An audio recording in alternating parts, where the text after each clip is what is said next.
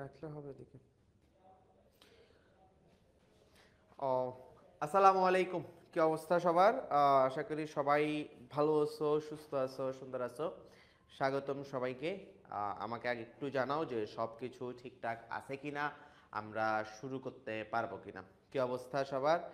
আশা করি সব কিছু ঠিকঠাক আছে, আমরা স্টার্ট করতে পারি। হ্যাঁ, আজকে আমাদের প্রথম ক্লাস। আগে সবাই একটু আসুক, তারপর হচ্ছে আমি আমার কথাগুলো শুরু করব। হ্যাঁ, কেমন আছো সবাই একটু আমাকে কমেন্টে জানাইও। আর কে কোন স্কুল থেকে দেখতেছো, যেহেতু আসলে এটা স্কুলের ক্লাস, আর তো কলেজ বলা যাবে না। কে কোন স্কুল থেকে দেখতেছো আমাকে একটু জানাইও। আর সবাই একটু নিজের ফ্রেন্ডসদেরকে মেনশন করে দিতে পারো ইফ ইউ ওয়ান্ট ইট। আর তোমাদের স্কুলের যে হয়তো গ্রুপ যদি থাকে, যেখানে তোমাদের ফ্রেন্ডসরা থাকো, ওইখানেও ক্লাসটা শেয়ার করতে পারো। আজকের ক্লাসটা ইনশাআল্লাহ অনেক ইন্টারেস্টিং হবে তোমাদের জন্য, ঠিক আছে?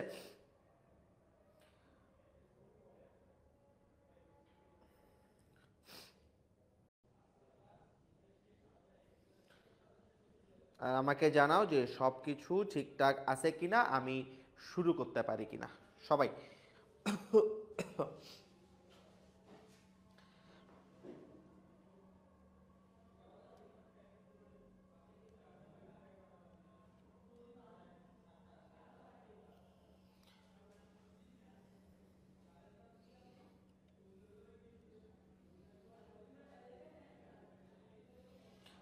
আই হোপ সব কিছু ঠিকঠাক আছে। সবাই একটু কষ্ট করে ফ্রেন্ডসদেরকে মেনশন করে দিও। আজকে আমাদের প্রথম ক্লাস। হ্যাঁ, আর্থিক বিবরণের উপর প্রথম ক্লাস, মানে আমাদের এসএসসি এফআরবির প্রথম ক্লাস আজকে। সো সবাই একটু আগে মেনশন করে দিও, আমরা শুরু করি। হ্যাঁ,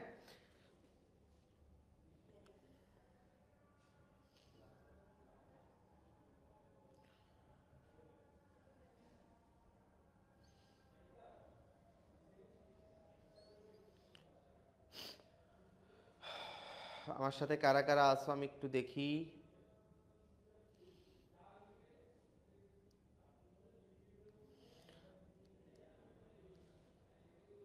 আমাকে জানাও যে সব, আই হোপ সাউন্ড টাউন সব পারফেক্ট আছে, আমরা স্টার্ট করতে পারবো একটু পরেই।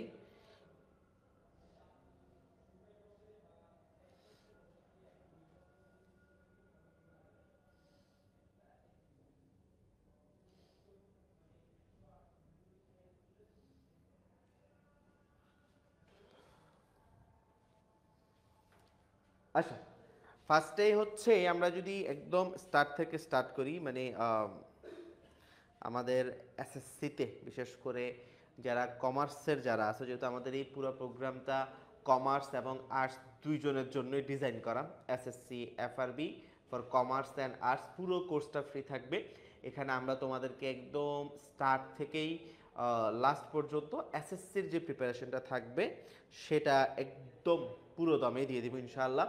তো সবাই আগে একটু আমার সাথে জয়েন হয়ে যাও, বাকিদেরকে জানাও, তারপর আমরা শুরু করতেছি। হ্যাঁ,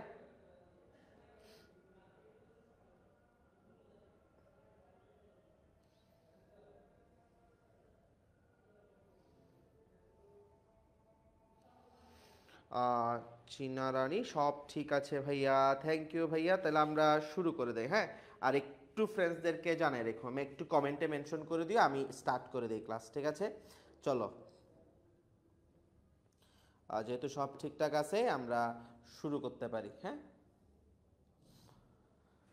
ওকে, ফাইন। আজকে একদম প্রথম ক্লাস, যেহেতু একদম আর্থিক বিবরণী প্রথম ক্লাস, তা আমি একদম আর্থিক বিবরণী কাকে বলে ওই জায়গা থেকে শুরু করব। আর্থিক বিবরণী কি, আর্থিক বিবরণী কয় ধরনের, তোমাদের আয় বিবরণীগুলো কিভাবে ফাংশন করে, আয় বিবরণী থেকে কোন ধরনের প্রশ্ন হয়, এবং আয় বিবরণী থেকে কোন ধরনের এমসিকিউ তোমাদের বোর্ড প্রশ্নে আসবে, সব বিষয়গুলো হচ্ছে আমি একটা একটা করে করে করে করে তোমাদেরকে দেখাবো। আমার সাথে পুরো ক্লাসে থাকবা, তাইলে এখানে আর ঝামেলা হবে না। বিশেষ করে এই টপিকটাতে তো একদমই হবে না, ঠিক আছে? সো আসো আমরা আস্তে আস্তে শুরু করে দিই, ঠিক আছে? ফার্স্টেই দেখো, এসএসসি এফআরবির আমাদের ফার্স্ট ক্লাস আর্থিক বিবরণী।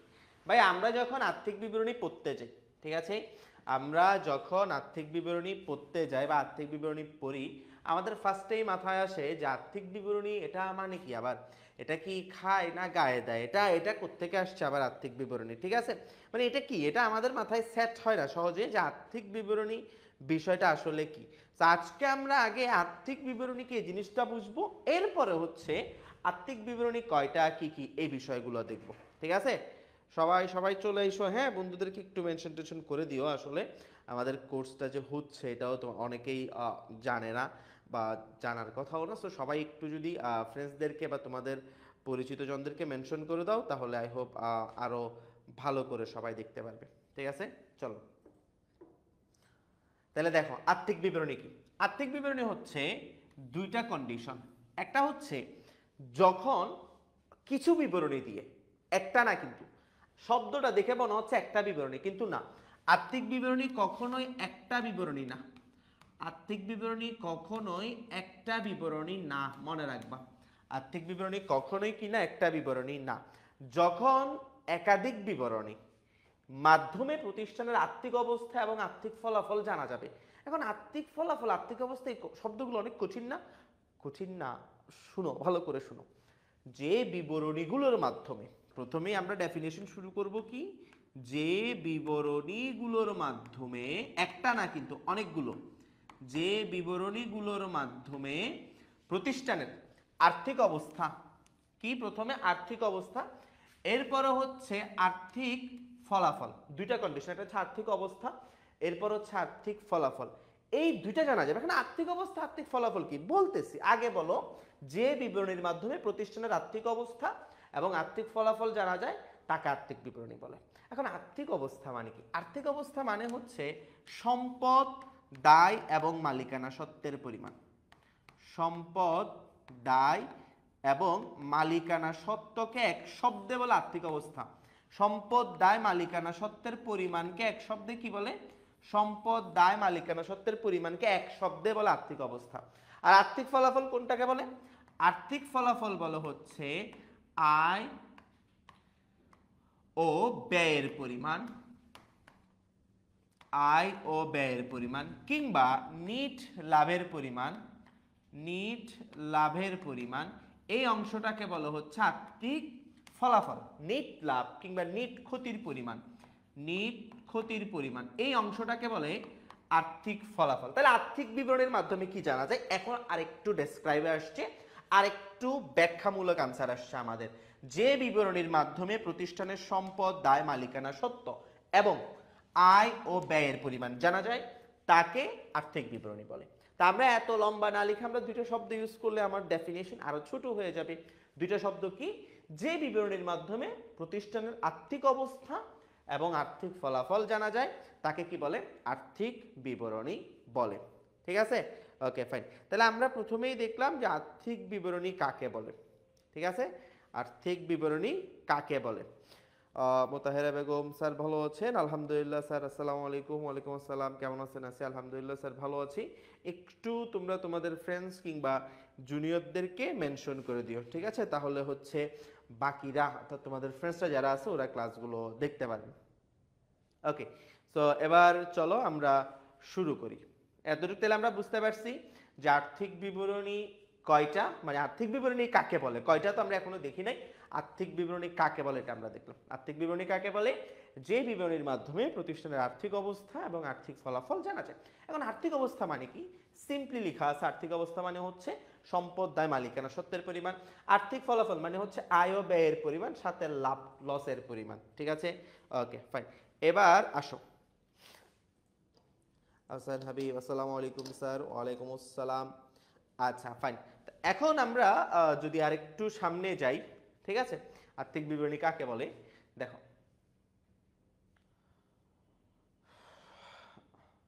এই যে এই এমসিকিউটা তোমাদের বই থেকেই নেওয়া, মানে এই লাইনটা তোমাদের বই থেকেই নেওয়া, যে IAS 0.1 তোমাদের 9-10 এর বইটার ফার্স্টের দিকেই গেলে, মানে আর্থিক বিবরণের প্রথম পেজে কিন্তু এটা দেওয়া আছে যে IAS 5 অনুযায়ী 5 ধরনের আর্থিক বিবরণী তৈরি করা হয়। কয় ধরনের? 5 ধরনের।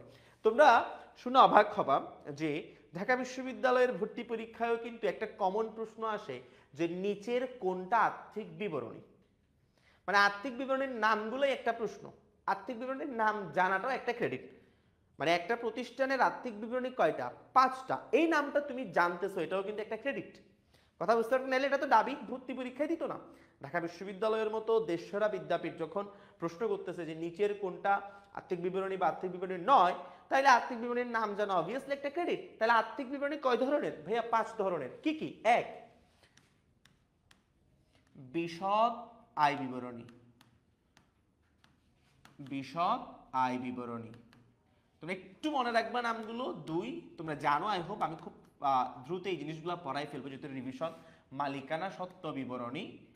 3 নম্বরে আছে হচ্ছে আমাদের উদ্বৃত্তপত্র। উদ্বৃত্তপত্রের আরেকটা নাম হচ্ছে আর্থিক অবস্থার বিবরণী। আর্থিক অবস্থার বিবরণী। তোমাদের এসএসসি লেভেল পর্যন্ত এই 3টা বিবরণী শেখানো হয়, তোমাদেরকে বেসিক শেখানো হয়, খুব ডিপ ডিটেইল কিছুই শেখায় না, শুধু বেসিকগুলো শেখায়। 4, নগদ প্রবাহ বিবরণী। নগদ প্রবাহ বিবরণী।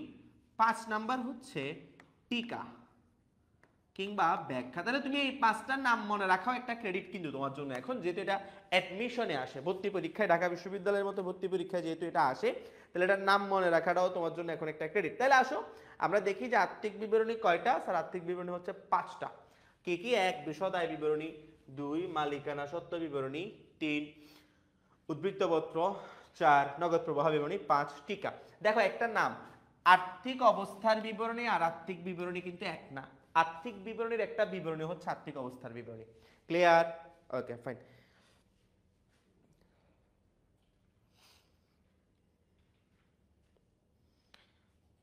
এতটুকু পর্যন্ত আমরা লিখছি, আমি এরপরে চলে যাই। হ্যাঁ, আচ্ছা তোমরা কারা কারা আসলে দেখতেছো, এটা তো স্যারকে কমেন্টে বলতেছো না, স্যারের জন্য এটা একটু টাফ হয়ে যাচ্ছে অ্যাজ ইউজুয়াল। আমি বা আমাদের ACS arts and commerce group যেটা আছে আমাদের, ঠিক আছে, তো আমরা এই গ্রুপ থেকে আমাদের আরাফাত অ্যাকাউন্টিং জোন গ্রুপ থেকে আমরা যে এসএসসির কোর্স লঞ্চ করছি, এটা হয়তো অনেকে জানেও না, বা আমাদের ফ্রি ক্লাস যে শুরু হয়েছে এটাও হয়তো অনেকের জানা নাই। কারণ আমাদের পুরো প্রতিষ্ঠানটা আমরা মূলত কাজ করি হচ্ছে এইচএসসি এবং ভার্সিটি অ্যাডমিশন নিয়ে। তো যার জন্য হয়তো তোমাদের কাছে এই বিষয়টা অজানা যে আমরা তবে এসএসসির যে কোর্সটা, এটা পুরোটা কিন্তু ফ্রি থাকতেছে সবার জন্য। হ্যাঁ, তো রেগুলার বেসিসে ক্লাস হবে, কালকেও ক্লাস আছে, পরশু দিনও ক্লাস আছে। ক্লাসগুলো তোমরা এই যে গ্রুপটাতে লাইভ হচ্ছে, ঠিক আছে, arts and commerce student group, এটাতেও পেয়ে যাবা। আমাদের আরাফাত অ্যাকাউন্টিং জোন ওই গ্রুপটা থাকলে ওইখানেও পেয়ে যাবে। সো তোমাদের যারা জুনিয়ররা আছেন, হ্যাঁ, তোমাদের যারা জুনিয়ররা আছে, তোমরা একটু ওদেরকে যদি এই বিষয়টা ইনফর্ম করো, তাহলে ওরা আরও ভালো করে বিষয়টা জানবে এবং আমার মনে হয় ওদের জন্য আরও ভালো হবে বিষয়টা। ঠিক আছে, সো গো ফর ইট। তোমরা একটু এ বিষয়ে খেয়াল রাখবা তোমাদের। ঠিক আছে, আসো আমরা এবার শুরু করি, এরপরের টপিক শুরু করি। তাহলে IAS 01 অনুযায়ী 5 ধরনের আর্থিক বিবরণী তৈরি করে, এটা আমরা লিখলাম। এখন দেখো আর্থিক বিবরণীগুলোর নামগুলো মনে রাখবা, ঠিক আছে। এবার ফার্স্ট বিবরণী হচ্ছে ভাই আয় বিবরণী। ফার্স্ট বিবরণী আমরা দেখছি কি? আয় বিবরণী। এটা তোমরা জানো, আজকে আমাদের পুরো ক্লাস জুড়েই থাকবে কিভাবে আয় বিবরণী প্রস্তুত করতে হয়, আয় বিবরণী কিভাবে প্রস্তুত করে, ম্যাথগুলো কেমনে করে আয় বিবরণী থেকে। ঠিক আছে, সো লেটস ডু ইট। চলো, আয় বিবরণীর উদ্দেশ্য কি ভাই? আয় বিবরণীর উদ্দেশ্য হচ্ছে আয় ও ব্যয়ের পরিমাণ জানা। আয় ও ব্যয়ের কি জানা? পরিমাণ জানা। 2 নম্বর উদ্দেশ্য হচ্ছে আয় বিবরণীর আর্থিক ফলাফল জানা। আর্থিক ফলাফল মানে হচ্ছে আয় ব্যয়ের পরিমাণই, এটাকে সুন্দর করে বলা হচ্ছে আর্থিক ফল। ঠিক আছে, সুন্দর করে কি বলে? আর্থিক ফলাফল, বা আরো সহজ করে নিট লাভ বা ক্ষতির পরিমাণ জানা। নিট লাভ বা ক্ষতির পরিমাণ জানা। ঠিক আছে, নিট লাভ বা ক্ষতির পরিমাণ জানা। ক্লিয়ার? Okay fine. তাহলে আয় বিবরণীর পার্ট কয়টা গেল এটা আমরা দেখলাম, এবং উদ্বৃত্তপত্রের পার্ট কয়টা গেল এটা আমরা দেখলাম। ঠিক আছে, এবার আসো আমরা শুরু করে দিই। হ্যাঁ, দেখো দেখো শুরু করি। হ্যাঁ, লিখছো, এটা লিখো, তুমি একটু লিখিও, যারা এসএসসির আছো তুমি একটু লিখিও। প্রস্তুতের মেয়াদ দেখো, আয় বিবরণী কতদিনের জন্য প্রস্তুত করে? সাধারণত 1 বছরের জন্য। সাধারণত 1 বছরের জন্য, তবে সাধারণত 1 বছরের জন্য, তবে 1 বছর আনসার হবে না কিন্তু। 1 বছরকে অ্যাকাউন্টিং এ বলা হিসাব কাল। হিসাব কাল কিংবা একটা সময়কালের জন্য। 1 বছর তো একটা সময়কাল না, তো সময়কালের জন্য। তাহলে এটা তৈরি করা হয় সচরাচর 1 বছরের জন্য, যদিও বাট 6 মাসের জন্য হইতে পারে, 6 মাসও একটা হিসাবকাল বা সময়কাল। তারপরে হচ্ছে তোমার কি বলবো 2 মাসও একটা হিসাবকাল, 1 মাসও একটা হিসাবকাল, সময়কাল আজকে থেকে নিয়ে এতদিন পর্যন্ত একটা নির্দিষ্ট হিসাবকাল, তবে সাধারণত 1 বছরের জন্য। আর প্রস্তুতের উপায় হচ্ছে ভাই দুইভাবে। এক নাম্বার হচ্ছে এক ধাপ বিশিষ্ট, এক ধাপ, আরেকটা হচ্ছে বহুধাপ। বহুধাপটা কাদের জন্য করি স্যার? বহুধাপটা করে হচ্ছে ক্রয় বিক্রয়কারী প্রতিষ্ঠানের জন্য, ক্রয় বিক্রয়কারী প্রতিষ্ঠানের জন্য। আর এক ধাপটা করে হচ্ছে সেবা প্রদানকারী প্রতিষ্ঠানের জন্য। ঠিক আছে, সেবা প্রদানকারী প্রতিষ্ঠানের জন্য। তাহলে আমরা দেখলাম যে একটা প্রতিষ্ঠান তার আয় বিবরণী যে প্রস্তুত করে, এটা কয়ভাবে প্রস্তুত করতে পারে স্যার? সে এটা দুইভাবে প্রস্তুত করতে পারে, একটা হচ্ছে এক ধাপ, আর একটা হচ্ছে কি বহু ধাপ। ঠিক আছে, ওকে ফাইন। এবার আসো হচ্ছে আমরা এর পরে যাই। এতটুক পর্যন্ত সবার হয়েছে কিনা আমাকে একটু জানাইও, এরপর আমি এর পরে চলে যাব। ঠিক আছে, এতটুক পর্যন্ত লিখছি সবাই? এর পরে যাই আমরা, হ্যাঁ এতটুকু পর্যন্ত যদি লিখো আমরা এর পরে চলে যাই। যে আয় বিবরণীর উদ্দেশ্য গেল, প্রস্তুতের উপায় গেল। ঠিক আছে, এরপরে দেখো লিখছি। ওকে ফাইন, আমি ধরে নিচ্ছি তোমরা লিখছো, এরপরে আসো। তাহলে আমরা দেখলাম আয় বিবরণী কিভাবে প্রস্তুত করে স্যার? দুইভাবে, একটা হচ্ছে এক ধাপ, আর একটা হচ্ছে কি বহু ধাপ। বহু ধাপ হচ্ছে ক্রয় বিক্রয়কারী, এক ধাপ হচ্ছে সেবা প্রদানকারী প্রতিষ্ঠান। ঠিক আছে, জি স্যার। এবার আসো হচ্ছে আমরা আয় বিবরণীর মূল যে ফরম্যাটটা, আমরা মূল ফরম্যাটটা দেখব। আয় বিবরণীর কিন্তু একটা মূল ফরম্যাট আছে, তোমরা এই ফরম্যাটটা না পারলে আয় বিবরণী পারবা না। আমি আবারও বলতেছি, তোমরা যদি আয় বিবরণীর মূল ফরম্যাটটা না পারো, তোমরা কিন্তু আয় বিবরণী পারবা না। আয় বিবরণী পারার জন্য তোমাদেরকে অবশ্যই আয় বিবরণীর যে মূল ফরম্যাট আছে, এই মূল ফরম্যাটটা পারতে হবে। আমরা মূল ফরম্যাটটা একটু দেখি, যে মূল ফরম্যাটটা দেখতে কিরকম, মানে আয় বিবরণীর মূল ছকটা কিরকম। দেখো আয় বিবরণীর এটার মূল ফরম্যাট না পারলে কিন্তু তোমার জন্য আয় বিবরণী করা অনেক টাফ হয়ে যাবে। ঠিক আছে, আয় বিবরণী এটার মূল ফরম্যাট, একদম মূল ফরম্যাট যেটা, হ্যাঁ ওইটা আমরা দেখব। ফার্স্টেই হচ্ছে নিট বিক্রয় মাইনাস বিক্রিত পণ্যের ব্যয়। বিক্রয় থেকে বিক্রিত পণ্যের ব্যয় বাদ দিলে কি হবে? মোট লাভ। মোট লাভ। ঠিক আছে, দেখো মোট লাভ কেমনে বের হয় সবাই মুখস্থ করবা, যদি না পারো বিক্রয় থেকে বিক্রিত পণ্যের ব্যয় বাদ। শুধু বিক্রয় বললে ভুল হবে, নিট বিক্রয় থেকে বিক্রিত পণ্যের ব্যয় বাদ দিলে হচ্ছে মোট লাভ। এবার মোট লাভ থেকে যদি তুমি পরিচালন ব্যয় বাদ দাও, মোট লাভ থেকে যদি তুমি পরিচালন ব্যয় বাদ দাও, এটা আমরা কোন ধাপ করতেছি স্যার? এটা বহু ধাপ। তোমাদের পরীক্ষায় ঝামেলা করে বহু ধাপ, এক ধাপ একদম সোজা, মোট আয় মাইনাস মোট ব্যয় হয়ে গেছে এক ধাপ। বহু ধাপ একটু ঝামেলা হয়। তাহলে বহু ধাপের স্ট্রাকচারটাকে আগে সহজ করা, বিক্রয় থেকে বিক্রিত পণ্যের ব্যয় বাদ, তাহলে মোট লাভ। মোট লাভ থেকে পরিচালন ব্যয় বাদ, তাহলে হচ্ছে পরিচালন লাভ বা পরিচালন মুনাফা। ঠিক আছে, পরিচালন লাভ বা মুনাফা। এটার সাথে অন্যান্য আয়সমূহ যোগ এবং অন্যান্য ব্যয়সমূহ বিয়োগ, অন্যান্য ব্যয়সমূহ বিয়োগ, তাহলেই হচ্ছে আমার নিট লাভ চলে আসছে। এটার ফলে আমার যে অ্যান্সারটা আসে সেটা হচ্ছে কি লাভ। তোমার আগে এই স্ট্রাকচারটা মুখস্থ করতে হবে, তোমার সবার আগে প্রয়োজন হচ্ছে এই স্ট্রাকচারটা মুখস্থ রাখা, যে আয় বিবরণী কিভাবে আসছে। আয় বিবরণী বহু ধাপে, বিক্রয় থেকে বিক্রিত পণ্যের ব্যয় বাদ, তাহলে মোট লাভ আসে। এরপরে মোট লাভ থেকে পরিচালন ব্যয় বাদ দিলে পরিচালন লাভ আসে। এরপর অন্যান্য আয় যোগ হয় এবং অন্যান্য আয় আয় যোগ হয় ব্যয় বাদ যায়, তাহলে আসে হচ্ছে নিট লাভ। এই স্ট্রাকচারটা মনে থাকলে তুমি আয় বিবরণীর যে বহু ধাপটা আছে এটা মনে রাখতে পারবা। এটা এইচএসসি তো তোমাকে কাজে দিবে, ইভেন ভার্সিটি অ্যাডমিশনে যখন তুমি পড়বা তখনও তোমাকে কাজে দিবে। ঠিক আছে, সো এই অংশটা ইম্পর্টেন্ট। ক্লিয়ার? মানে এইটার স্ট্রাকচারটা মনে রাখা, এটা স্ট্রাকচার মানে ছকের, মানে ছকের মূল অংশটা হচ্ছে এটা, মানে একদম মূল ছক। এরপর প্রত্যেকটা ব্যয়ের নাম আছে, প্রত্যেকটা ব্যয়ের মধ্যে কিছু কিছু ব্যয় বসে। যেমন এখানে 3টা ব্যয় আছে, একটা হচ্ছে বিক্রিত পণ্যের ব্যয় আছে, একটা হচ্ছে পরিচালন ব্যয় আছে, একটা হচ্ছে অন্যান্য ব্যয় আছে। হ্যাঁ 3টা ব্যয় আছে এখানে, তো আমরা 3টা ব্যয় বসাইতে পারি। যেহেতু এখানে 3টা ব্যয় আছে, আমরা 3টা ব্যয় বসাইতে পারবো। ক্লিয়ার? আর আয় আছে দুইটা, এই যে একটা বিক্রয় আছে, বিক্রয় হচ্ছে পরিচালন আয়, আর এখানে অন্যান্য আয় আছে। হ্যাঁ, আয় আছে হচ্ছে দুইটা। খেয়াল করছি আমরা এখানে আয় কয়টা স্যার? আয় হচ্ছে দুইটা, এই যে একটা আয়, এই যে একটা আয়, আয় দুইটা আর ব্যয় তিনটা। আমরা এখন আয় এবং ব্যয়গুলো সম্পর্কে দেখব। তবে এখানে তিন ধাপ আসছে। প্রথম ধাপে মোট লাভ আসছে, দ্বিতীয় ধাপে পরিচালন লাভ আসছে, তৃতীয় ধাপে গিয়ে নিট লাভ আসছে। বহু ধাপ, তিনটা ধাপ হয়েছে। প্রথম ধাপে মোট লাভ, দ্বিতীয় ধাপে পরিচালন লাভ, তৃতীয় ধাপে নিট লাভ। মোট লাভ, পরিচালন লাভ, নিট লাভ, মোট লাভ, পরিচালন লাভ, নিট লাভ, মোট লাভ, পরিচালন লাভ, নিট লাভ, বা মোট মুনাফা, পরিচালন মুনাফা, নিট মুনাফা। ঠিক আছে? মোট মুনাফার সূত্র কি? বিক্রয় থেকে বিক্রিত পণ্যের ব্যয় বাদ। পরিচালন মুনাফার সূত্র কি? মোট লাভ থেকে পরিচালন ব্যয় বাদ। আবার নিট মুনাফার সূত্র কি? পরিচালন মুনাফার সাথে অন্যান্য আয় যোগ, অন্যান্য আয় বাদ, তা অন্যান্য ব্যয় বাদ, তাহলে হচ্ছে নিট লাভ। কথা বুঝতে পারছি এতটুকু পর্যন্ত? ওকে, ফাইন। এরপরে হচ্ছে আমরা নেক্সট আমাদের যে এই অধ্যায়ের যে প্রাণ বা মূল কেন্দ্র যেটা, সেখানে যাব, আয় বিবরণের। ঠিক আছে, বহুধাপ গেল। এবার দেখো, তাহলে বহুধাপের আমরা ছকগুলো দেখছি। আমরা যদি বহুধাপের ছকগুলো দেখি, এখন আমরা আয়গুলোর নাম দেখতে পারবো। এই যে এই আয়গুলো তোমাদের এসএসসির বই থেকে নেয়া।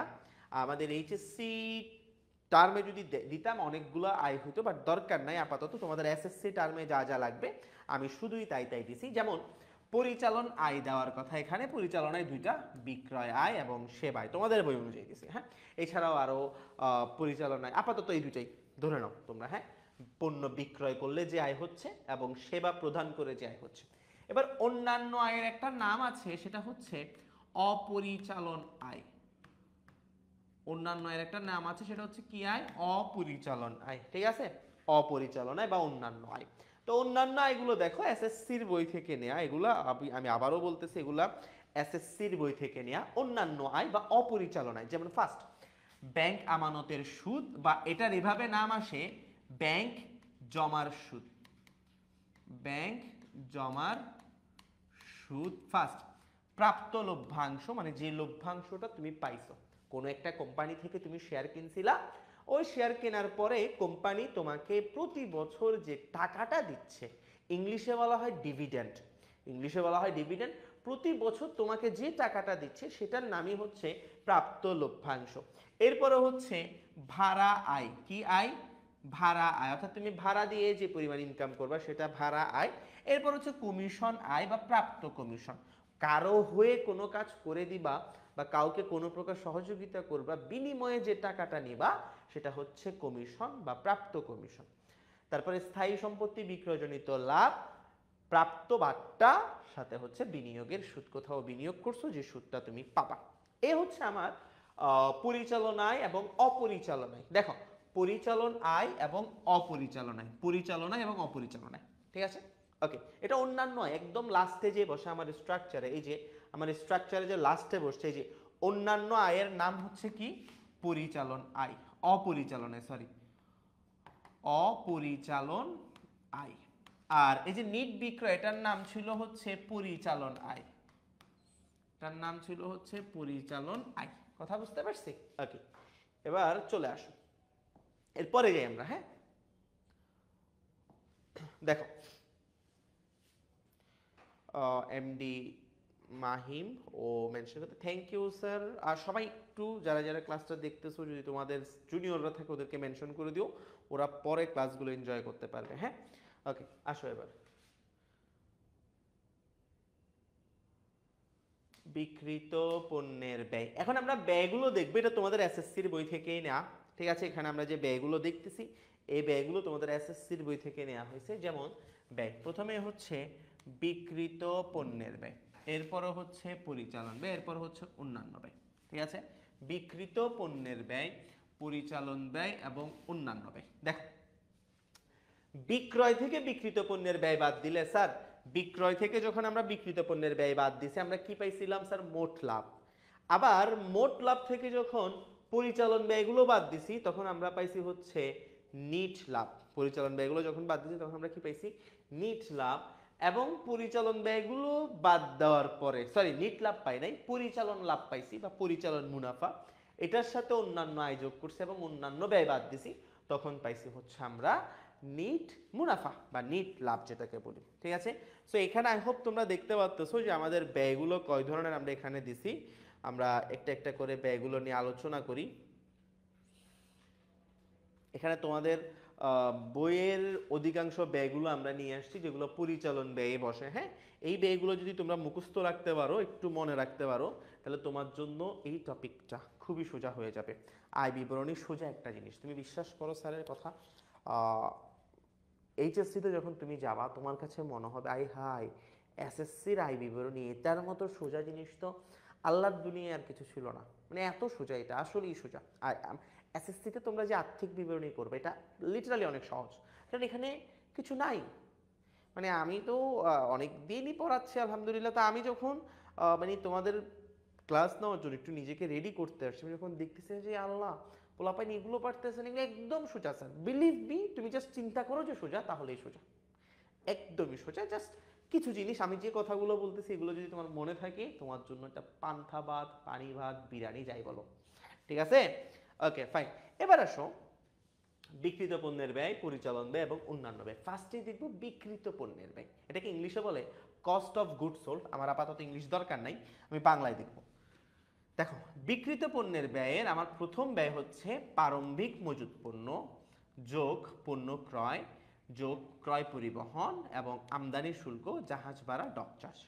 তাহলে প্রারম্ভিক মজুত পণ্য যোগ পণ্য ক্রয়, পণ্য ক্রয়ের সাথে কিছু জিনিস বাদ যায় বা যোগ হয়, কিছু ছোট ছোট জিনিস পণ্য ক্রয়ের সাথে বাদ যাইতে পারে কিংবা যোগ হইতে পারে। বিক্রিত পণ্যের ব্যয় যখন আমরা বসাবো, আমি একটু এখানে লিখি বিক্রিত পণ্যের ব্যয়। বিক্রিত বিক্রিত পণ্যের ব্যয়, আমরা যখন বিক্রিত পণ্যের ব্যয় স্টার্ট করব, হ্যাঁ আমরা যখন বিক্রিত পণ্যের ব্যয় স্টার্ট করব, বিক্রিত পণ্যের ব্যয় একদম কিছু বেসিক বিষয় একদম সিম্পলি মনে রাখবা। বিক্রিত পণ্যের ব্যয় শুরু হয় আমরা জানি প্রারম্ভিক মজুত পণ্য দিয়ে, শুরু হয় প্রারম্ভিক মজুত পণ্য দিয়ে, ঠিক আছে। এটার সাথে হচ্ছে ক্রয় যোগ হয়, ক্রয় যোগ হয় এবং দুইটা আইটেম কমন, দুই তিনটা আইটেম একদম কমন তোমাদের এসএসসিতে, সেটা হচ্ছে ক্রয় ফেরত বিয়োগ যায় এবং পণ্য উত্তোলন বিয়োগ যায়, ঠিক আছে। ক্রয়, ক্রয় ফেরত, পণ্য উত্তোলন এগুলো বিয়োগ যায় ক্রয় থেকে, কোত্থেকে বিয়োগ যায়। তো এই অংশটার একটা ছোট নাম আছে যে নামটা আসলে তোমাকে ম্যাথ করার সময় করতে হবে না, তুমি জাস্ট সিকোয়েন্স লিখে গেলে হবে। প্রারম্ভিক মজুত পণ্য যোগ ক্রয় মাইনাস ক্রয় ফেরত মাইনাস পণ্য উত্তোলন, সিকোয়েন্স লিখে গেলে হবে, কোনো সমস্যা নেই। তবে এটার একটা নাম আছে, তোমরা আই হোপ নামটা জানো, আমি একটু নামটা বলি। নামটা হচ্ছে নিট ক্রয়। নামটা কি? সেটা হচ্ছে নিট ক্রয়, ঠিক আছে। মানে যতগুলো জায়গায় ক্রয় বাড়ছে কিংবা কমছে সবই নিট ক্রয়, যেখানে ক্রয় ডেবিট হয়েছে ক্রেডিট হয়েছে সবই নিট ক্রয়। তাহলে ক্রয় মাইনাস ক্রয় ফেরত মাইনাস পণ্য উত্তোলন, এবং এরপরে হচ্ছে আরো একটা দুইটা, জাস্ট এটা পরীক্ষা আসবে না আপাতত, আর এই দুইটাই বেশি আসছে, ক্রয়, ক্রয় ফেরত এবং কি ফেরত ও বার্তা লিখে রাখো, ক্রয় বার্তা মাইনাস পণ্য উত্তোলন মাইনাস আগুনে বিনষ্ট পণ্য। যদিও তোমাদের সমন্বয়ে আমি খুব একটা আগুনে বিনষ্ট পণ্য দেখি নাই, আচ্ছা আমি আর তাহলে না দিই, হ্যাঁ, কারণ তোমাদের যেহেতু পরীক্ষা আমি আসলে তেমন একটা দেখি নাই, তো এটা আসার চান্সেস লো। এই অংশটার নাম নিট ক্রয়, লাগবে না। প্রারম্ভিক মজুদ যোগ ক্রয় মাইনাস ক্রয় ফেরত ক্রয় বার্তা এবং পণ্য উত্তোলন, সাথে আমরা লিখবো হচ্ছে ডক চার্জ। ডক চার্জটা কি? এটা ডক, ডিওসি কে ডক। আচ্ছা ডক চার্জ মানে হচ্ছে জাহাজে যে জায়গা জুড়ে তোমার মনে করো, ডক মানে হচ্ছে জাহাজের মানে আমি সহজ বাংলা যদি তোমাকে বলি, ডক চার্জ জাহাজের উঠান ভাড়া। এখন তুমি বলবে জাহাজে আবার উঠান হয় নাকি? হ্যাঁ, মানে জাহাজ একটা স্পেস তোমার পণ্যগুলো রাখার জন্য ভাড়া দিচ্ছে, এটার নামই হচ্ছে ডক চার্জ। মানে যেখানে তোমার পণ্য জাহাজ থেকে খালাস হওয়ার পর আসো, এটাকে বলা হয় ডক চার্জ। মানে যে ডকটাতে তোমার পণ্যটা আছে, ডক চার্জ মানে যেখানে পণ্যটা রাখা হয়েছে খালাস হওয়ার পর ওইটার চার্জ, ডক চার্জ যোগ আমদানি শুল্ক। তুমি যে আমদানি করছো পণ্য, ওইটার শুল্ক তোমাকে দিতে হবে। এটা একদম সরাসরি পণ্যের ব্যয়, এটা সরাসরি পণ্যের ব্যয়, এই জন্য নামই দেখো বিক্রিত পণ্যের ব্যয়, এটা পণ্যের ব্যয়। এখানে যা কিছু লিখতেছে সব পণ্যের ব্যয়, সব কিসের ব্যয়? পণ্যের ব্যয়। তাহলে আমদানি শুল্ক এবং জাহাজের ভাড়া, জাহাজ ভাড়া, ঠিক আছে, জাহাজ ভাড়া, সাথে আছে হচ্ছে এটার সাথে আমরা যোগ করব মজুরি, বেতন না মজুরি, ঠিক আছে, এবং ক্রয় পরিবহন, ক্রয় পরিবহন কিংবা আরেকটা নাম আছে এটা, সেটা হচ্ছে আন্তঃপরিবহন, ক্রয় পরিবহন কিংবা আন্তঃপরিবহন। এতটুকু পর্যন্ত আই হোপ বুঝতে পারছো তোমরা। হ্যাঁ, তাহলে এই কয়টা আইটেম যোগ বিয়োগ করলে, ঠিক আছে, এবং last last last last not list সেটা হচ্ছে সমাপনী মজুদ বাদ দিতে হবে। এখান থেকে কি বাদ দিতে হবে? সমাপনী মজুদ পণ্য বাদ দিয়ে দিলে আমরা পেয়ে যাব বিক্রিত পণ্যের ব্যয়, বিক্রিত পণ্যের ব্যয়। তাহলে আমরা একটু সহজ করে যদি বিক্রিত পণ্যের ব্যয় মনে রাখি, বেশি বড় না কিন্তু, প্রারম্ভিক মজুদ যোগ নিট ক্রয়। কি নিট ক্রয়? নিট ক্রয় মানে কি স্যার? ক্রয় মাইনাস ক্রয় বারটাও ফেরত মাইনাস পণ্য উত্তোলন, শেষ। তাহলে নিট ক্রয়। এবং ডক চার্জ, আমদানি শুল্ক, জাহাজ ভাড়া, মজুরি, ক্রয় পরিবহন, এগুলো সবগুলো পরীক্ষার হলে দেয় না, একটা দুটা দেয়। তাহলে এইগুলো বের করার পর আমি সমাপনী মজুদ পণ্যটা বিয়োগ করে দিব। বিয়োগ করে দিলে আমার কি চলে আসছে স্যার? বিক্রিত পণ্যের ব্যয় চলে আসছে। কথা বুঝতে পারছো? বিক্রিত পণ্যের ব্যয় চলে আসবে আমার, ঠিক আছে। তাহলে বিক্রিত পণ্যের ব্যয় বের করা খুবই সোজা। বিক্রিত পণ্যের ব্যয় বের করা অনেক সোজা, কজ এখানে বিক্রিত পণ্যের ব্যয় এই সূত্রটার মধ্যে আমার চলে আসছে বিক্রিত পণ্যের ব্যয়। তাহলে আমরা নিট বিক্রয় থেকে বিক্রিত পণ্যের ব্যয় বাদ দিলে পাবো মোট লাভ। কি পাবো? মোট লাভ। তাহলে আমাদের মোট লাভ বের করা এখন ইজি হবে। ইজি হবে না, কারণ আমরা বিক্রয় থেকে বিক্রিত পণ্যের ব্যয় বাদ দিয়ে দিব, হয়ে গেছে, তো আমার মোট লাভ বের হয়ে গেছে। এরপরে দেখো এই যে বাকি ব্যয়গুলো, যেমন পরিচালন ব্যয়, ভাই পরিচালন ব্যয় এগুলো একই ছাড়া এখানে আমি এক্সট্রা কিছু নিচ থেকেও দিছি পরিচালন ব্যয়, তোমাদের এসএসসির বইয়ের বাইরেও আমি নিচ থেকে কিছু দিছি, তোমরা চাইলে এটার স্ক্রিনশটটা নিয়ে রাখতে পারো, তোমার ফার্দার স্টাডিতে কাজে লাগবে। হ্যাঁ, বাট তুমি তোমার এসএসসির বইয়েরটা দেখলেও হবে, বুঝতে পারছো? আচ্ছা আসো দেখো পরিচালন ব্যয় কি দেওয়া আছে। প্রথমেই দেওয়া আছে বারান্দটার অপচয়, এরপরে দেওয়া আছে বেতন ও ভাতা, অফিস সরঞ্জামের অপচয়, বিক্রয় কমিশন, বিমা খরচ ইত্যাদি ইত্যাদি, ঠিক আছে। বিক্রয় খরচ, আইন খরচ, বাট্টা খরচ, সুনামের অবলোপন, প্যাটেন্টের অবলোপন, ট্রেডমার্কের অবলোপন, কুরিন খরচ।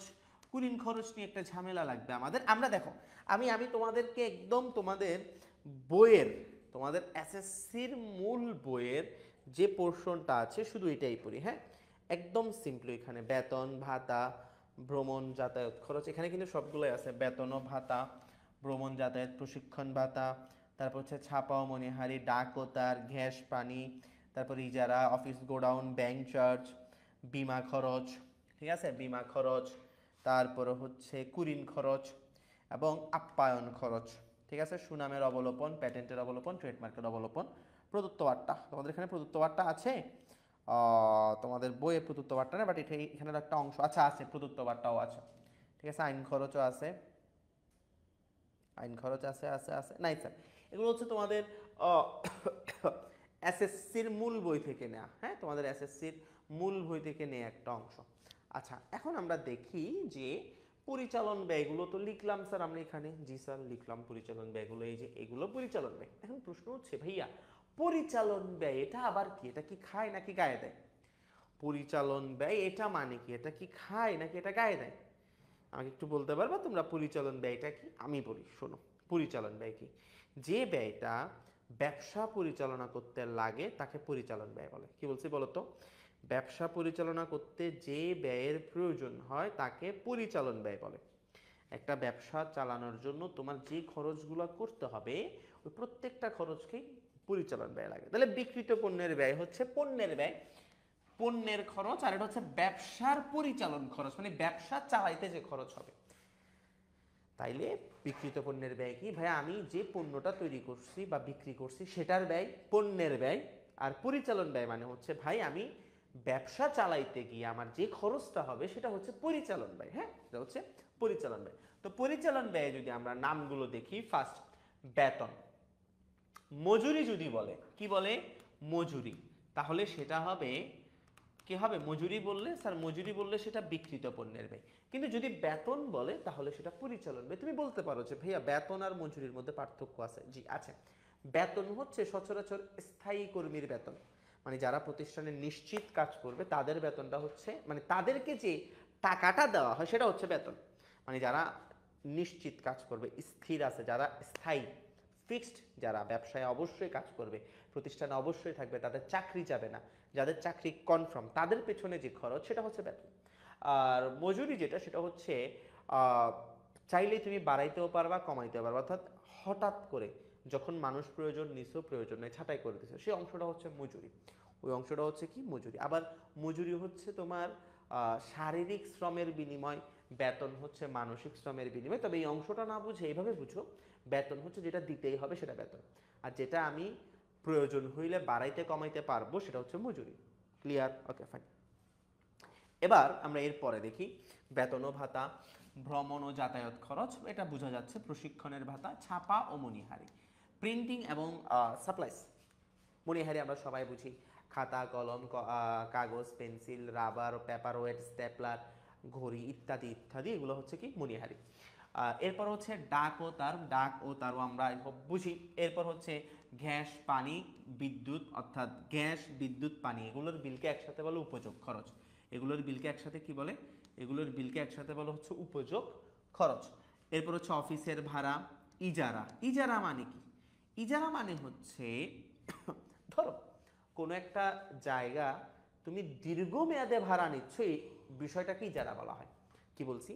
কোনো একটা জায়গা, বা শুধু জায়গা না, কোনো একটা স্থায়ী সম্পদ, কোনো একটা স্থায়ী সম্পদকে তুমি দীর্ঘমেয়াদে ভাড়া নিচ্ছ, দীর্ঘমেয়াদে ভাড়া নিচ্ছ, মনে করো আগামী 5 বছরের জন্য এই পুরো জায়গাটা তোমার নামে, তোমাকে ব্যবহার করতে দেওয়া হয়েছে, তাহলে এটা হচ্ছে 5 বছরের জন্য তুমি ইজারা নিছো।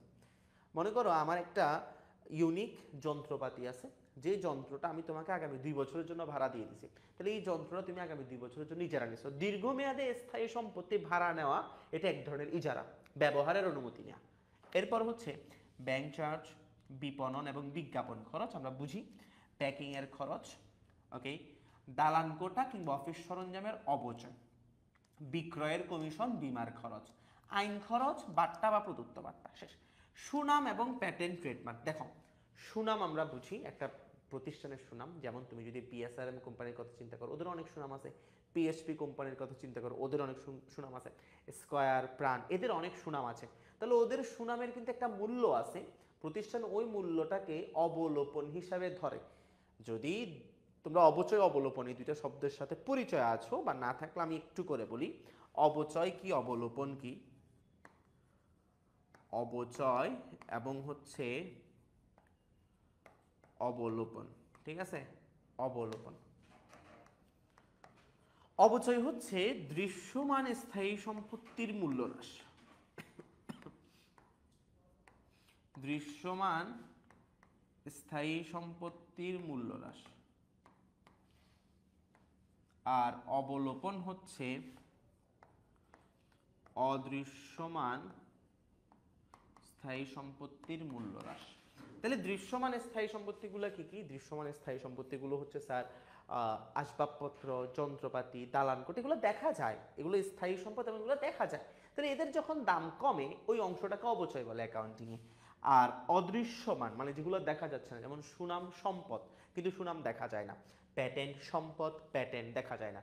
ট্রেডমার্ক সম্পদ, কিন্তু ট্রেডমার্ক দেখা যায় না। কপিরাইট সম্পদ, কিন্তু কপিরাইট দেখা যায় না। তাহলে যে সম্পদগুলো দেখা যায় না, অদৃশ্যমান, তাদের যে মূল্য হ্রাস, সেটাকে বলা হয় অবলোপন। ঠিক আছে? তাহলে অবচয়ও যে কথা, অবলোপনও সেম কথা। ওকে, এবার আসছে কুরিন খরচ। এটা কিন্তু স্যার একটা বিশাল মজার টপিক তোমাদের জন্য, কুরিন খরচ।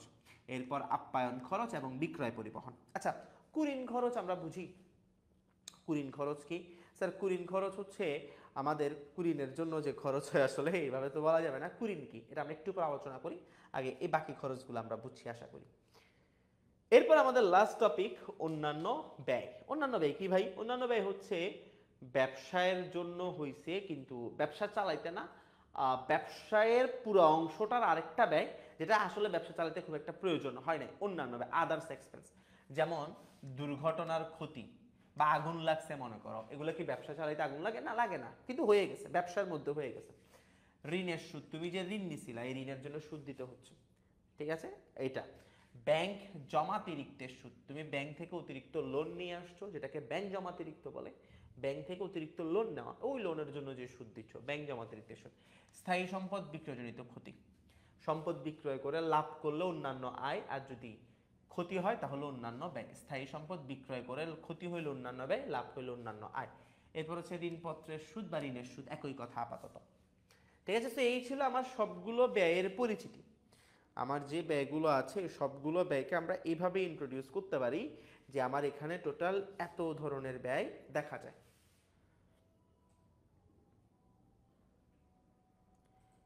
ঠিক আছে, আমরা এরপরে যাব শেষ। এবার আমরা আসবো, আমরা এরপরে যাব। এতটুকু বুঝতে পারছো সবাই? ক্লিয়ার? আশা করি এতটুকু পর্যন্ত তোমরা বুঝছো। আমরা এরপরে চলে যাই। হ্যাঁ, ওকে ফাইন। এবার দেখো তোমাদের আর্থিক বিবরণীর সবচেয়ে গুরুত্বপূর্ণ যে ঝামেলা, এই ঝামেলার নাম হচ্ছে আর্থিক বিবরণীর সমন্বয়। তোমাদের এসএসসির বইটাতে আমি দেখছি 7টা সমন্বয় আছে। অগ্রিম আয়, অগ্রিম ব্যয়, বকেয়া, বকেয়া ব্যয়, অবচয়, কুঋণ, সমাপনী, মজুত, এই 7টা সমন্বয় আছে। মানে তোমাদের এসএসসির বই মতে 7টা সমন্বয়যোগ্য আইটেম, যদিও সমন্বয়ের আসলে অনেকগুলো আইটেম দাঁড়ায়, তবে মূল এই 7টা আইটেমও ঠিক আছে। এই 7টা আইটেমও ঠিক আছে যে আমরা প্রথম এখানে যদিও তোমরা, আমি তোমাদের পুরো বইটা নিছি, বাট আসলে এত কিছু দরকার নাই। হ্যাঁ, আমি সিম্পল সিম্পল করে তোমাদেরকে বুঝাই দিব। যেমন সমাপনী মজুত পণ্য, সমাপনী মজুত পণ্য বিষয়টা দেখো। সমাপনী মজুত পণ্যের ক্ষেত্রে আমার সমন্বয়গুলা গুরুত্বপূর্ণ সমন্বয়, এখানে কুড়িনো আসবে। হ্যাঁ, গুরুত্বপূর্ণ সমন্বয়ের মধ্যে কুড়িনো চলে আসবে।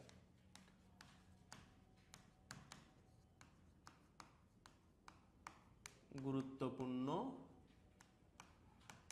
সমন্বয়ে এই একটা সমন্বয় মনে রাখবা, একটা সমন্বয় দুই জায়গায় এফেক্ট করে। এক, প্রথম জায়গায় এফেক্ট করা হচ্ছে, একটা সমন্বয় দুই জায়গায় এফেক্ট করে। এক, সেটা হচ্ছে আয় বিবরণীতে, আরেকটা হয় উদ্বৃত্তপত্রে। অধিকাংশ ক্ষেত্রে আমরা যে 7টা সমন্বয় এখন পড়বো, এর প্রত্যেকটা সমন্বয় একবার আয় বিবরণীতে এফেক্ট করবে, একবার উদ্বৃত্তপত্রে এফেক্ট করবে। হ্যাঁ, তবে এরকমও হইতে পারে আয় বিবরণীতে করছে, মালিকানা সত্ত্বে করছে, মালিকানা সত্ত্বে করছে এবং উদ্বৃত্তপত্রে করছে, আয় বিবরণীতে করে না, এরকম অনেক সমন্বয় আছে। তবে এটা তোমাদের এসএসসিতে নাই। তোমরা এসএসসিতে যে সমন্বয় দেখবে এগুলো চোখ বন্ধ করি, একবার আয় বিবরণী, একবার উদ্বৃত্তপত্র। ঠিক আছে, তোমরা এসএসসিতে যে সমন্বয় দেখবে এগুলো কোথায় এফেক্ট করবে? স্যার এগুলো একবার আয় বিবরণীতে করবে, একবার উদ্বৃত্তপত্রে করবে। ঠিক আছে, ওকে ফাইন। এবার আমরা সমন্বয়গুলোর ক্যারেক্টারগুলো একটু দেখি। চলো, ফার্স্ট সমন্বয়, আমার ফার্স্ট সমন্বয়টা হচ্ছে, ঠিক আছে, আমার প্রথম সমন্বয়, প্রথম যে সমন্বয়টা সেটা হচ্ছে সমাপনী মজুত।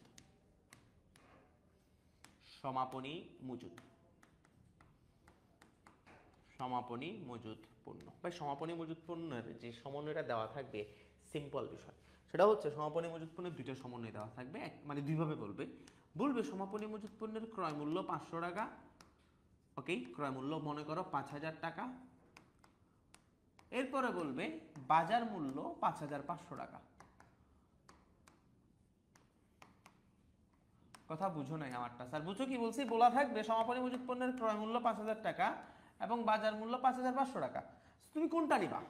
তুমি কি 5000 টাকা নিবে না 5500 টাকা নিবে? অবভিয়াসলি তুমি 5000 টাকাই নিবা। কেন ভাই? কি ক্রয় মূল্য দিব না? ক্রয় মূল্য এবং বাজার মূল্যের মধ্যে যেটা কম। তাহলে সমাপনী মজুত পণ্য কিভাবে আমরা সমন্বয়ে কানেক্ট করব? সেটা হচ্ছে সমাপনী মজুত পণ্য আমরা দেখব ক্রয় মূল্য আর বাজার মূল্যের মধ্যে কোনটা কম। ক্রয় মূল্য এবং বাজার মূল্যের মধ্যে কোনটা কম। সমাপনী মজুত পণ্য দুই জায়গায় আসবে।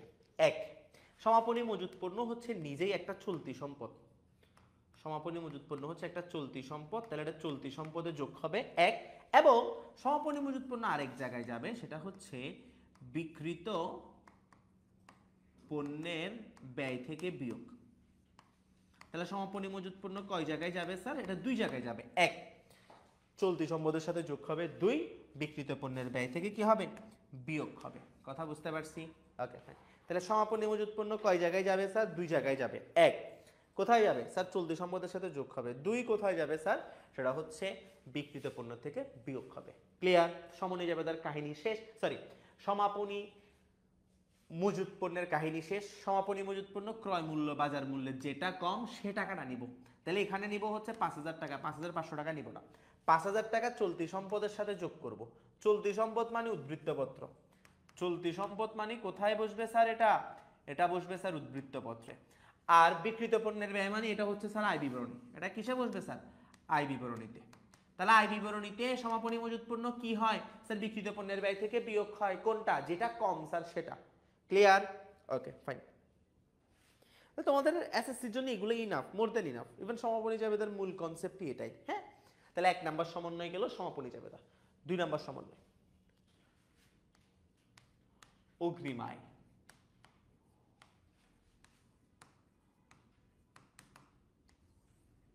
অগ্রিম আয় কোনটা স্যার? আমার অগ্রিম আয় হচ্ছে, দেখো অগ্রিম আয়, অগ্রিম আয় কোনটা? একদম সিম্পলি অগ্রিম আয়। এটাকে আরেকটা নামে ডাকে অনুপার্জিত আয়। অনুপার্জিত, এটা হচ্ছে দায়। এটা অ্যাকাউন্টিং এর নিয়ম অনুযায়ী এটা একটা ধরনের দায়, চলতি দায়। হ্যাঁ, অগ্রিম আয় কিংবা অনুপার্জিত আয় এটা কি? এটা হচ্ছে তুমি কারো কাছ থেকে টাকা আগে নিয়ে রাখছো, এখনো কাজ করো নাই, ঠিক আছে? তো এটা এইভাবে দেওয়া থাকে রেওয়া মিলে। তোমাদের রেওয়া মিল এভাবে দেওয়া থাকে। ধরো এই যে রেওয়া মিল, এখানে বলা থাকে ক্রেডিট সাইডে, ক্রেডিট সাইড এভাবে বলা থাকে ডেবিট এবং বিবরণ এভাবে দেওয়া থাকবে তোমাকে। অগ্রিম আয় বললো, মনে করো অগ্রিম আয় 20,000 টাকা, ঠিক আছে? অগ্রিম আয় 20,000 টাকা। এবং সমন্বয় দেওয়া থাকবে তোমাকে এরকম। সমন্বয় বলে যে অগ্রিম আয়ের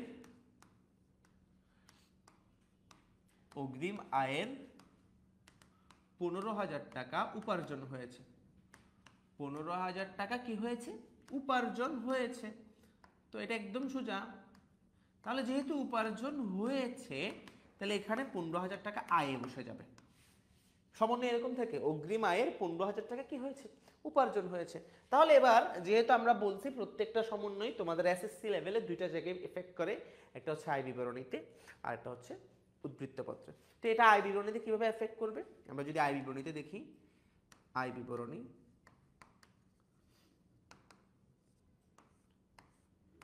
আয় বিবরণীতে কিভাবে এফেক্ট করে দেখো। এই যে সিম্পলি অগ্রিম আয়ের 15,000 টাকা উপার্জন হয়েছে, তাহলে এটা তুমি আয়ে বসাবা। আয়ে, আয়ে কিভাবে বসবে? অগ্রিম আয়, উপার্জিত আয়, এভাবে দেখো। আমি আর একটু ছোট করি জায়গাটা, হ্যাঁ, একটু বেশি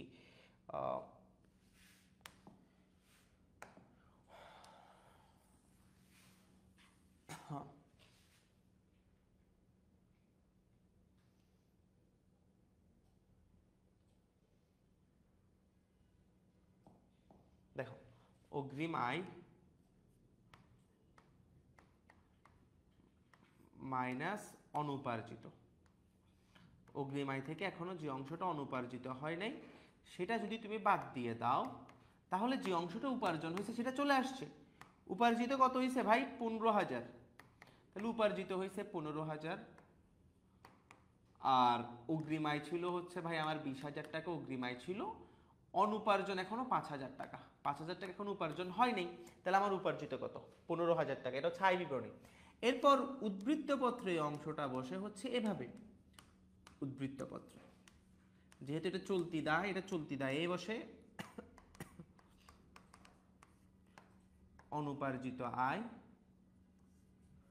অগ্রিম আয়, অগ্রিম আয়। আমার অগ্রিম আয় ছিল কত? 20,000 টাকা। 20,000 টাকা থেকে উপার্জন হয়ে গেছে 15,000, তাহলে এটা আর আয় নাই, দায় নাই।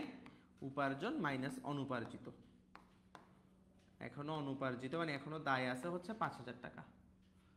ঠিক আছে, কথা বুঝতে পারছি স্যার? এটা হচ্ছে আমার অগ্রিম আয় কিভাবে সমন্বয় করতে হবে। সিম্পল, 15,000 টাকা আয়ের সাথে যোগ, 15,000 এটা, এটা আয়ের সাথে যোগ, এটা আয় বিবরণীতে যোগ, এটা আয় বিবরণীতে যোগ, এবং এবং এবং এই 15,000 টাকা চলতি সম্পদ, সরি চলতি দায় থেকে বিয়োগ।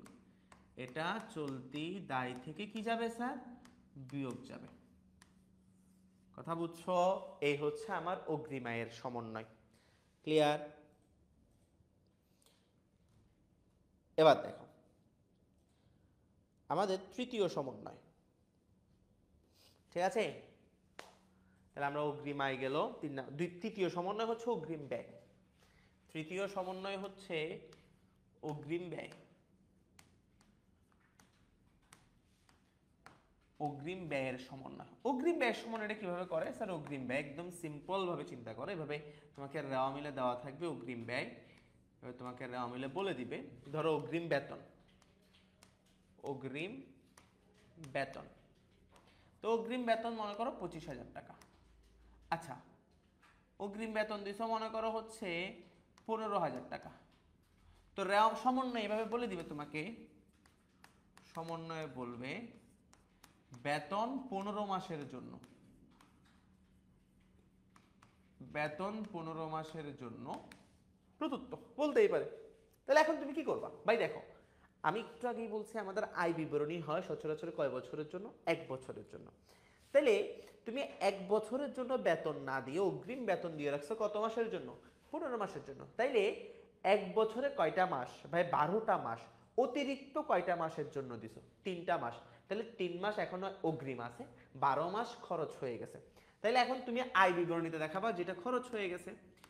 আয় বিবরণীতে কোনটা দেখাবা ভাইয়া? যেটা খরচ হয়ে গেছে।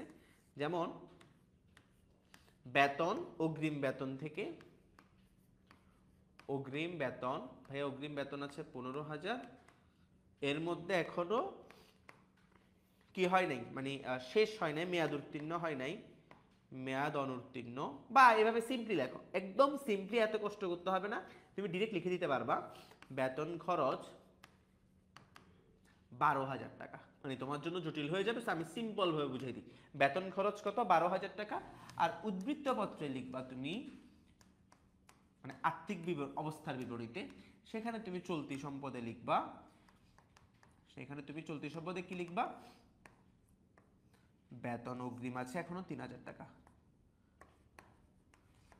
অগ্রিম বেতন 3,000 টাকা, কারণ 15,000 টাকা থেকে 12,000 টাকা খরচ হয়ে গেছে, আর আছে কত? 3,000 টাকা। ক্লিয়ার? Okay fine. এই হচ্ছে আমার অগ্রিম ব্যয়। এটাই হচ্ছে এসএসসি লেভেলে আসে, এর চেয়ে বেশি কঠিন আমি দেখতেছি না। হ্যাঁ, তো এর চেয়ে বেশি কঠিন করার দরকার নেই। শেষ। এবার আমরা আমাদের 4 নম্বর সমন্বয় দেখব। আমাদের 4 নম্বর সমন্বয়ে কি দেওয়া আছে? 3, 4।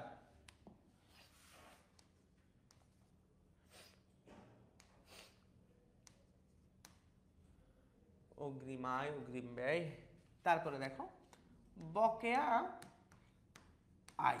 একদম সোজা ভাই, বকেয়া আয়, এটা কিছুই করার নেই। বকেয়া কি করবা? বকেয়া হচ্ছে যতটুক আয় হয়েছে ততটুক টাকাও এখনো পাও নাই, সেটা সম্পদ।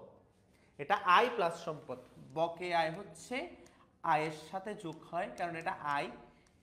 আবার এটা যেহেতু এখনো টাকা পাই না, তাহলে এটা সম্পদ, এটা সম্পদের সাথেও কি হয়ে যায়? যোগ। সম্পদ মানে দেনাদারের সাথে যোগ, দেনাদারের সাথে কি হয়? যোগ। সিম্পল, একদম সোজা। বকেয়া আয় এবং বকেয়া ব্যয় দুইটাই সোজা। কেন সোজা? কারণ সিম্পল ভাষায় দেখো, বকেয়া আয় কি? স্যার আমার আয় হয়েছে, এখন আমাকে টাকা দেয় না, তাহলে আয়ের সাথে যোগ।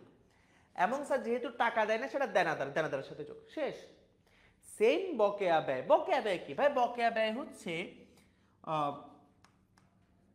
ব্যয় বাড়ছে কিন্তু আমি এখনো টাকা দিই নাই, ব্যয় হয়েছে এখন টাকা দিই না, তাহলে আমার থেকে টাকা পায়, তাহলে আমার জন্য চলতি দায়। যেহেতু আমার থেকে টাকা পায়, তাহলে এটা আমার জন্য চলতি দায়। চলতি দায় বাড়ছে মানে পাওনাদার বাড়ছে, পাওনাদারের সাথে যোগ। কথা বুঝতে পারছো আমারটা? তাহলে বকেয়া আয় হচ্ছে আয়ের সাথে যোগ এবং দেনাদারের সাথে যোগ, বকেয়া ব্যয় ব্যয়ের সাথে যোগ এবং পাওনাদারের সাথে যোগ। শেষ। জি স্যার, এটাই হচ্ছে বেসিক কনসেপ্ট এখানে। Clear sir? এবার দেখো আমি তোমাদের পুরো এসএসসির বইটা কিন্তু টানা শুরু করছি একদম। তোমরা যারা বই পড়ছো বা বই তোমাদের যারা পরে তোমরা ক্লাসে যারা দেখবে এতটুকু পর্যন্ত দেখবে একদম পুরো বইয়ের টপিকগুলো আমি খুব সহজে টেনে দিচ্ছি। হ্যাঁ, আমরা নেক্সট ক্লাসে তোমাদের সাথে দেখা করবো হচ্ছে আইবিওটির ম্যাথগুলো কেমনে করে। এর পরের আরেকটা ক্লাস থাকবে যেখানে উদ্বৃত্তপত্র কিভাবে করে দেখাই দিব, আর্থিক বিবরণী শেষ, একদম সোজা কিন্তু।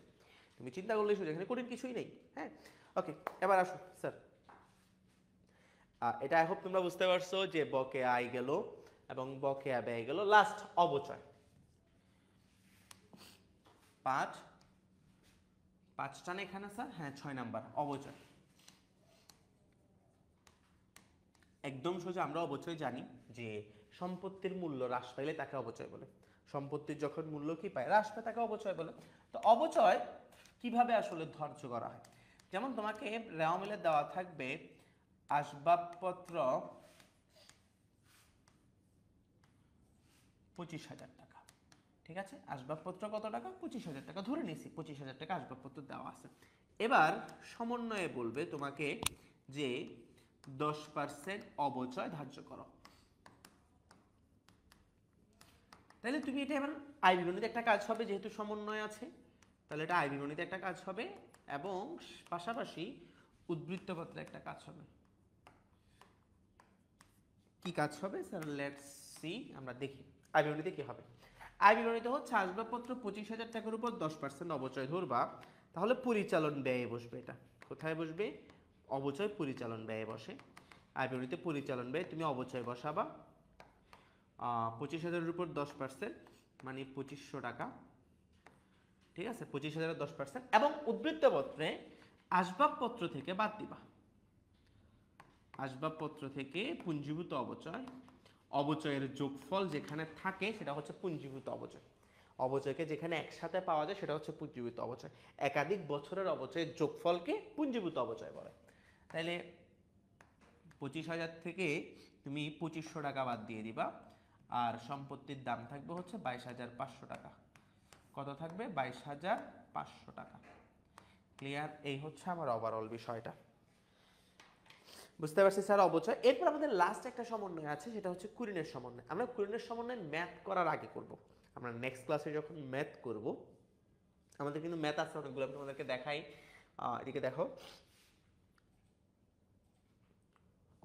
আজকে একটা বেসিক ক্লাস ছিল, তো আমি বেসিক বিষয়গুলো আলোচনা করছি তোমাদের সাথে, যে আমাদের কিন্তু অনেকগুলো ম্যাথ নেওয়া আছে, এগুলো তোমাদের সমন্বয়গুলো আমি আলোচনা করছি।